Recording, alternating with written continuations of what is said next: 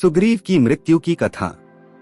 सुग्रीव रामायण का एक प्रमुख पात्र है जो वानर राज था और श्री राम का परम भक्त एवं मित्र था। उसकी मृत्यु की कथा रामायण के बाद के प्रसंगों से जुड़ी हुई है। सुग्रीव की पृष्ठभूमि। सुग्रीव और बाली दोनों भाई थे और उनकी माता का नाम अरुणा था। बाली बड़ा भाई था और किष्किंधा का राजा था।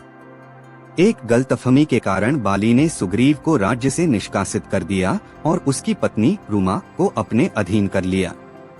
बाद में भगवान राम ने सुग्रीव की सहायता की और बाली का वध करके उसे किष्किंधा का राजा बना दिया। रामायण के बाद की कथा। जब श्री राम ने रावण का वध कर दिया और अयोध्या लौटे तो उन्होंने अश्वमेध यज्ञ का आयोजन किया। इस यज्ञ के दौरान राजा सुग्रीव सहित कई राजाओं को आमंत्रित किया गया था। सुग्रीव की मृत्यु के कारण।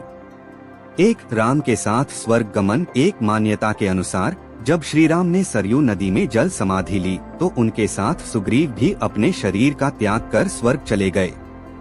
2 अंगद को राजगद्दी सौंपना। दूसरी कथा के अनुसार श्री राम के आदेश पर सुग्रीव ने अपने पुत्र अंगद को किष्किंधा का राजा बना दिया और फिर संन्यास लेकर तपस्या में लीन हो गए।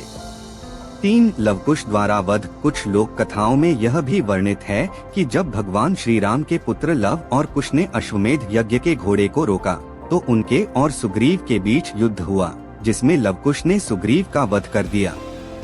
निष्कर्ष। सुग्रीव की मृत्यु का प्रमुख कारण श्री राम के साथ उनका स्वर्ग गमन या लवकुश के साथ युद्ध बताया जाता है, किंतु अधिकांश मान्यताओं में यह कहा गया है कि उन्होंने श्री राम के साथ ही शरीर त्याग दिया और वैकुंठ धाम को प्राप्त हुए।